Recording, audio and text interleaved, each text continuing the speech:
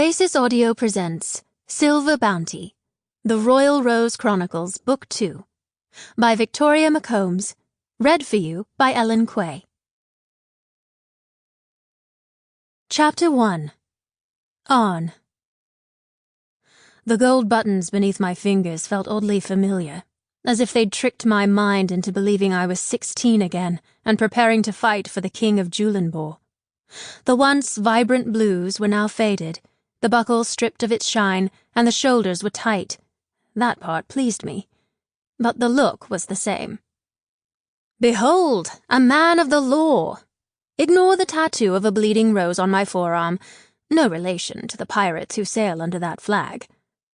I swung to face Emme and spread my arms as wide as the tight blue coat would allow. There you have it, a proper Navy man. Emme absent-mindedly traced a finger along the strip of octopus tentacle inked into her skin. I tried not to let my eyes linger on the way her arm's strength had clearly decreased as her disease continued wearing her thin. Even now, her sea-green tunic appeared to hang off her shoulders rather than cling to them as it used to, and her bronze skin seemed paler. Life was fleeing her body.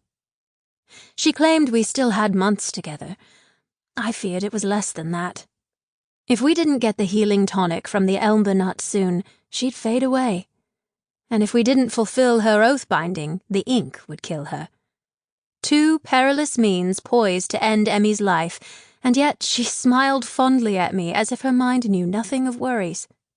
"It's what you were wearing when I met you," she said. Almost. I tugged on the lapel with my right hand, finding it harder to place correctly now that I'd lost my other hand. The echo of my missing fingers was still there, and more often than not, I'd moved to use them before remembering what I'd lost when we fought on the island of Iliac. That list was lengthy. For now, I refocused my mind elsewhere as I shoved my stubbed wrist into my pocket. That particular outfit got a fair amount of blood on it and had to be destroyed. Her smile faltered. "Right. Well, you look the part." Emme's attention stayed on my attire, the deep cream-colored cuffs, the knee breeches and stockings, unstained by sweat or sea, and the cerulean sash pulled taut across my waist.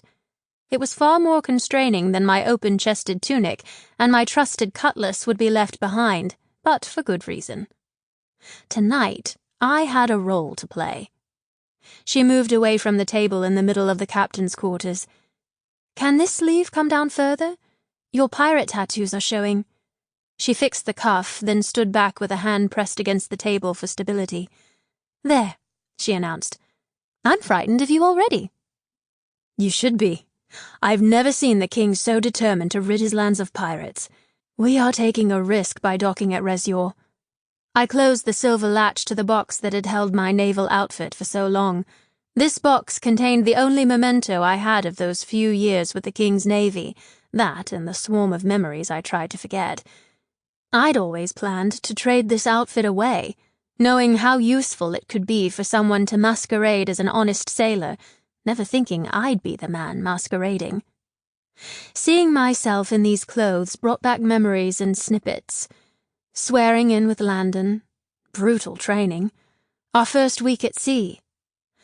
That mysterious assignment that brought us close to Az-Ilo. The tightening of my throat as smoke filled it, and watching our burning ship go down.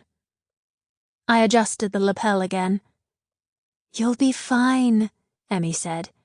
"King Unid's influence hasn't spread that far yet. One tale from Captain Jules on how a navy ship attacked him, and all you pirates are ruffled up." She took the box from me and slid it back under the bunk. She went to the porthole where salty waves sprayed mist that settled over her hollow cheeks. "We might run into danger," I said. "It's a risk for the entire crew." I'd vowed to protect Emme from the darkness that stains the pirate life. To do that, she couldn't come on land when we docked. First, I had to convince her to stay behind. "I'd prefer if you remain on ship.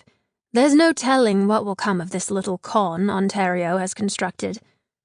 Her back straightened and she turned back slowly. I reached for her hand. "Please, Emme. My ship is important to me, and I trust none other than you to protect it in my Sample complete. Ready to continue?